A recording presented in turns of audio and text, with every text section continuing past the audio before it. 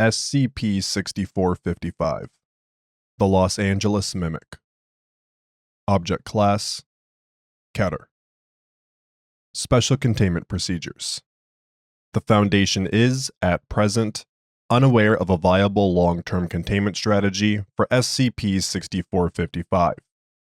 Containment teams are currently working on devising potential means to permanently contain SCP-6455 or contain SCP-6455 for an extended period of time. The cremains of SCP-6455-N are interred at the Site-19 morgue in the reality-anchored sector. Description: SCP-6455 is a reoccurring series of anomalous murders, perpetrated in the same style and manner as SCP-6455-N. SCP-6455-N was an anomalous serial killer active in Los Angeles County between 1965 and 1976, prior to his capture by the Foundation. SCP-6455-N was previously designated as SCP-6455 and was reclassified as SCP-6455-N following his suicide in 1984. On average, SCP-6455 events occur once every 3 months. Since their initial manifestation, the occurrence rate of events has been gradually increasing. Generally, SCP-6455 events are located in the greater Los Angeles metropolitan area, but events linked to SCP-6455 have been discovered as far north as Seattle, Washington, and as far east as Denver, Colorado. All confirmed SCP-6455 events have occurred in the United States of America. Murders that occur as part of SCP-6455 frequently leave behind non-identifying evidence and materially change and disturb the scenes of the crime as if a killer has been present. However, no cases that occur as part of SCP-6455 have an actual perpetrator, and all associated evidence is instead generated spontaneously by SCP-6455. In no instance has identifying evidence been left behind. No fingerprints, biological evidence, or personal effects. SCP-6455-N was a white American male, 1964 through 1984, known to the public as the Eagle Rock Doppelganger in the Los Angeles Mimic, ERD/LAM. SCP-6455-N killed for the first time in 1960 while living in Yuma, Arizona, but did not commit any further murders until moving to Los Angeles in 1965, following which he began to commit a series of murders and assaults. SCP-6455-N possessed a minor antimimetic property which caused crucial evidence linking him to his crimes to be ignored, misremembered, or misinterpreted. This antimimetic effect was significantly stronger on police officers and detectives. Testimony from Yosef Said, Chief Investigator of SCP-6455, formerly SCP Antimimetics Division. Before we got involved in the case, everybody thought that ERD/LAM was one of the most genius killers the county had ever seen. But here's the thing. Skip 6455-N was never that fucking bright. Yes, he was able to commit 53 verified murders and 16 verified attempts over the course of 9 years. A decent showing for a serial killer, but the man was a fucking idiot. Everything he got away with because the cops couldn't put the clues together. I remember the first time I investigated one of his crime scenes, just after we linked the case to antimimetics. I flew into Los Angeles, hopped up on mnestics, and at full awareness. Mnestics sharpen your senses like a whetstone, and I spent my days hyperfixating on grains of sand. There were 4 of us on the team, and we were like a pack of dogs, ready to find the slightest, smallest hint of a clue that ERD/LAM had left behind. If there was anything, we were going to find it and pick it apart. I walked into the house and took a look at the little table next to the door. There was a library card that I didn't think anything of, but one of my colleagues happened to take a peek. It didn't belong to the owner of the house. A quick check of the library card's owner, and we found ERDLAM the next day, folded as soon as we came to talk. He'd left his damn library card at the scene of the crime, out in the open. The cops just didn't notice. He only got away with it as long as he did because he had a blessing keeping him around. The fact it worked better on cops, well, that only helped him more. Everything he got away with was luck. Just luck. The modus operandi of SCP-6455-N was to stalk victims in their houses long term, in order to establish when they would be leaving and entering the house. Victims were normally unmarried without any other cohabitating individuals. When they left the house, SCP-6455-N would enter, wait for them to return, and then execute them with a handgun upon their return. While occupying a residence, SCP-6455-N would normally pretend to be the victim, mimicking their life and performing household tasks for them, such as feeding pets, watering plants, and doing loads of laundry. These actions led to public media initially referring to SCP-6455-N as the Eagle Rock Doppelganger, and later as the Los Angeles Mimic, after he had begun to attack a broader area in the city. You have to understand, SCP-6455-N was sloppy. Unimaginably. He spent hours in people's houses. He was spotted by neighbors, but his anomaly convinced them he was somebody else. His fingerprints absolutely covered every inch of a house. He never once wore gloves inside. I managed to find a few times that the dogs, knowing he was an intruder, bit him and drew blood that got under the carpet. The police just ignored it. Not hidden in the slightest, but they couldn't notice it. He didn't get away with all of the murders, it's worth noting, but that didn't help us. When we finally caught Skip 6455-N, I went to talk to one of the few survivors to confirm what happened. She was shaken up by it, but willing to talk to us. But she couldn't remember his face or his voice. He wasn't wearing a mask, he just stood there, looking at her before he shot her and ran. She got a good look at his face, but couldn't remember it. She was shaken up by that. She had seen him, rather well in fact, but that didn't help her. She didn't understand why she didn't remember his face. Just wanted to know what he looked like. Can you imagine not wearing a mask while on a serial killing spree, and then letting a victim see you, and not even confirm you killed her? It's baffling to me. But I suppose you don't need to cover your tracks when you're able to get away with it. SCP-6455-N was one of the first antimimetic anomalies found by the newly formed Antimimetics Division in 1976. While reviewing potential anomalies, the ERD-LAM case was flagged as being likely to have some measure of antimimetic involvement.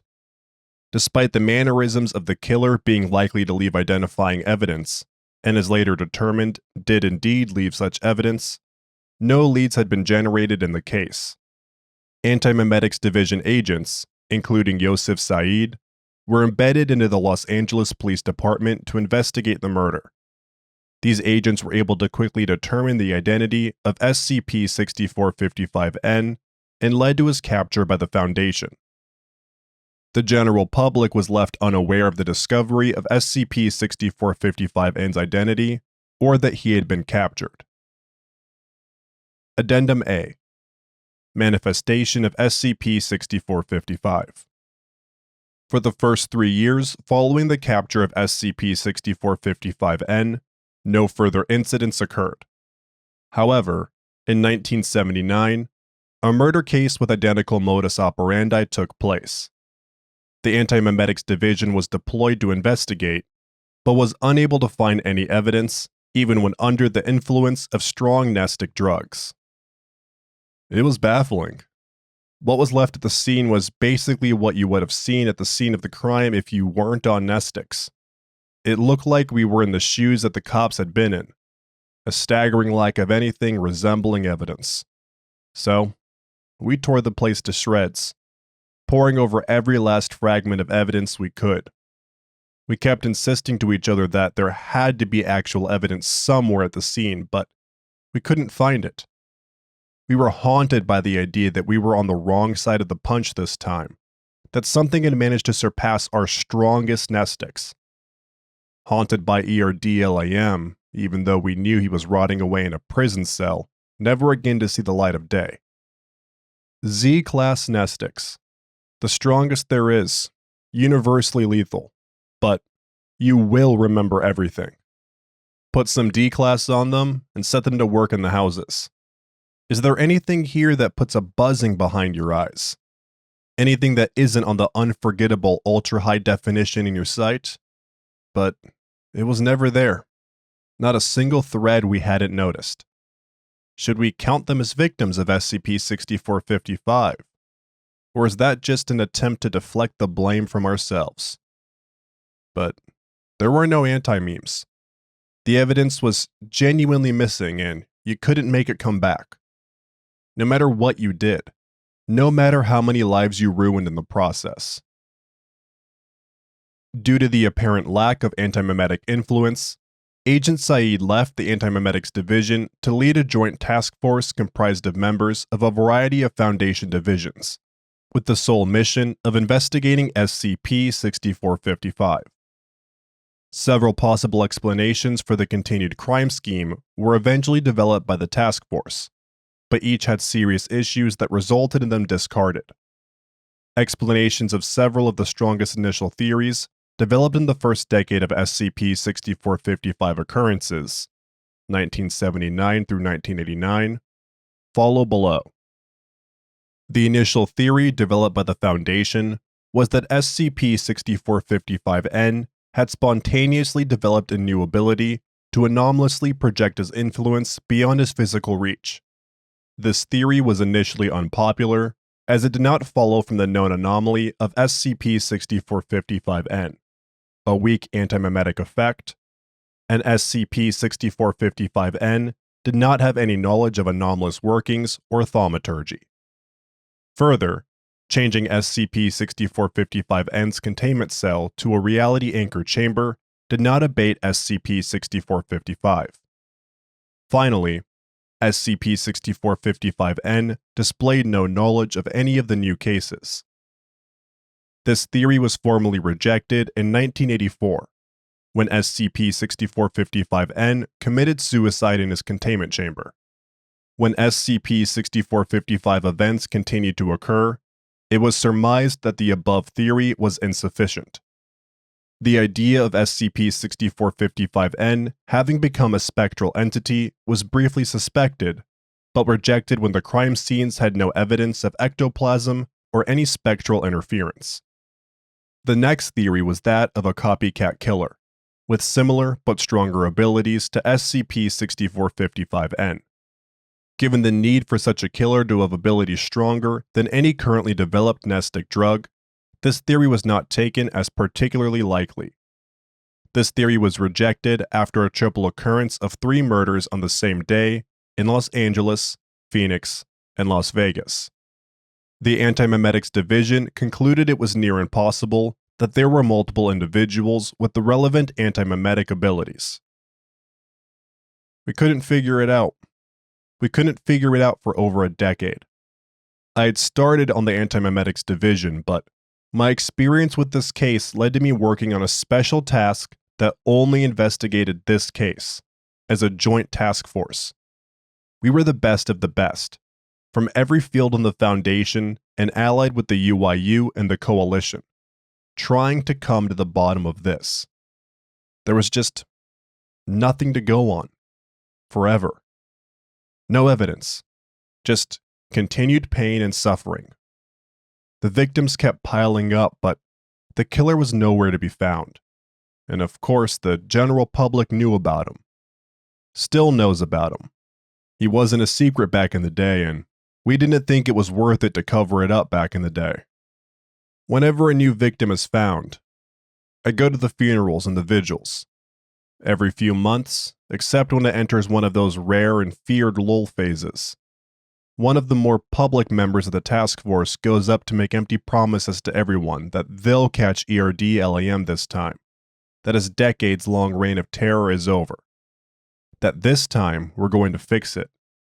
I look straight into the eyes of parents from the most recent killing, and then go and repeat myself to parents from the oldest killing. It never gets easier. Addendum B. Operational Theory of SCP-6455. It was not until 1991, 12 years after the initial manifestation of SCP-6455 events, that a workable theory as to the occurrence of SCP-6455 was developed. During a Foundation conference, Yosef Said met with Dr. Solomon Keller, an experienced noospherics researcher. Dr. Keller had recently been performing investigation into noospheric to material crossover, thought forms from the noosphere powerful or developed enough to have impact in the material world. Agent Said invited Dr. Keller to join the SCP-6455 task force in order to see if there was any possible link between Dr. Keller's theories and the murders. While investigating the first SCP-6455 event to occur following Dr. Keller joining the team, significant evidence was found to confirm this possibility. Residual evidence at the scene of the crime was consistent with Dr. Keller's hypothesized residuals of noospheric interference. With evidence found supporting Dr. Keller's theory, the SCP-6455 task force began investigation into the responsible thought form. This led to the discovery of a metastasized complex in the noosphere, which was deemed responsible for SCP-6455. The year is 1991. I'm always looking for new people to join the task force. New branches of study, new angles we didn't consider. We weren't getting anywhere with how we were handling it, despite all of our efforts. That took me to one of those conferences, one of the big ones that everyone attends. I'm at a bar one night, having a drink and explaining the problems of the field, talking to one Dr. Solomon Keller. I didn't expect to get anything from the conversation, just a chance to vent at my frustrations.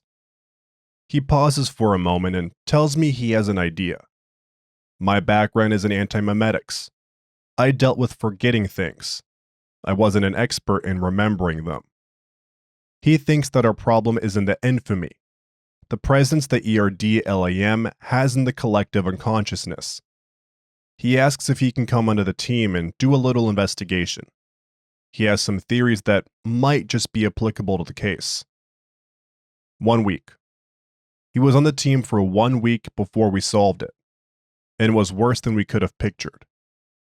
The thought complex is a collection of fear and dread, balled around ERD-LAM.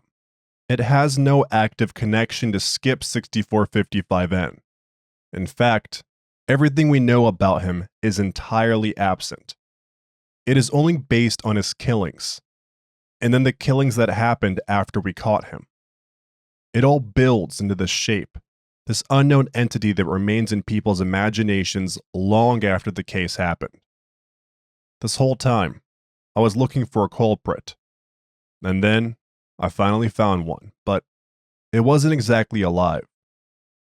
Dr. Keller told me that this thought form was being actively managed, and I thought, great. So we just had to catch the people thinking this thing up and we've got it. But that's the thing. It's not intentional. It's the relatives of victims, the people who nearly got away, the dozen or so survivors. It's me and my task force. The focus we had on catching him. The eternal hunt that never went anywhere. We're scared, and our fear built up and became this thing. The research of Dr. Keller led to the conclusion that SCP-6455 was occurring due to unresolved trauma from SCP-6455-N's lack of public capture. Given that the Foundation, upon initially apprehending SCP-6455-N, did not release information surrounding his capture or publicly announce they had done so, SCP-6455-N was still believed to be at large. The initial SCP-6455 murders only served to reinforce this belief and perpetrated the idea that SCP-6455-N was still active. The thought form complex that causes SCP-6455 events has since become largely detached from SCP-6455-N himself. The lack of any publicly available information surrounding SCP-6455-N has led to popular conception of ERD-LAM working entirely from the murders he perpetrated, rather than his actual traits. Further, it has become recursive. As of 2022, the complex is more influenced by itself than it ever was by SCP-6455-N. Additionally, the thought form complex has been exacerbated by the prevalence of true crime media speculation regarding ERD-LAM. Such media inflates the myth of SCP-6455-N and allows the thought form complex to grow in size and reach. The reach, size, and modus operandi of SCP-6455 events have become broader than the original patterns of events perpetrated by SCP-6455-N. Addendum C. Today's situation.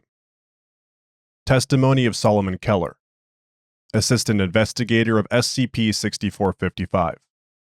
SCP Noospherics Division. So, where does this leave us, we might ask? We have found our killer, but what are we to do? How are we to help the victims, both past and present and future? Forget the question of containment for a minute, although it is not entirely out of place, and let us briefly discuss the idea of aid and assistance. How can we help? It is the first step we must take. This is, after all, our own fault. We are responsible for this mess. There is, in truth, little we can do. We cannot go back in time and solve the problem that led to this mess, as much as we wish we could. When the Foundation caught ERD-LAM in 1976, we didn't tell anyone. We didn't inform the public that they could stop cowering under their beds. Nobody realized they were safe. The fear remained. The pain didn't go away. And so now, we find ourselves 40 years after the fact with the wounds he left still raw. And worse, he's still making scars. He is still lashing out beyond the grave. Yes, it is not him, but it is his legacy. And it was forged in his shape, in his image. I must be honest. I don't think we can fix this. We cannot release the fact that we caught ERD-LAM all those years ago. It's been decades, and we just swept it under the rugs the first time. That's the one single silver bullet we have that could feasibly kill the thought form, but it's not an option for us. We're so tied up in our masquerade that we can't even consider it. We tried it, at least partially back in the day. We pulled a D-class off death row, dosed him up with drugs to ruin his memory, and then framed him for some of the most recent murders. We couldn't frame him for all of them. Some of the SCP-6455's murders conflict, and no human could be responsible for both. It worked, at first. Murder slowed down, and we went 2 years without an event. But people realized, hey, that suspect they got couldn't have killed 2 people in LA and Vegas at the same time. There must be another culprit. And the thought form came roaring back to life. There were options to winnow down the thought form and hurt it, but where do we begin with that? Are we to remove memory of one of the worst serial killers in American history from the public consciousness? To stomp out a popular true crime subject? The last I checked, there were no less than a dozen popular podcasts just about this one case. Half a dozen documentaries about him, and a new one coming out on HBO next year. Each one of those hurts. Are we to remove the memories from the victims themselves? To leave them with the trauma and without any idea of why? There are more victims now than there were back then, and there were enough in 1979 to start this whole mess. What are we to do? What can we do when we did all we could to prevent wounds from healing, and then act shocked when those wounds bled? Thank you for listening to SCP-6455, The Los Angeles Mimic, by Stormbreath. If you enjoyed this SCP, please like and subscribe, and follow the link in the description to the SCP Wiki, and vote up the article to support the author and the SCP Wiki as a whole.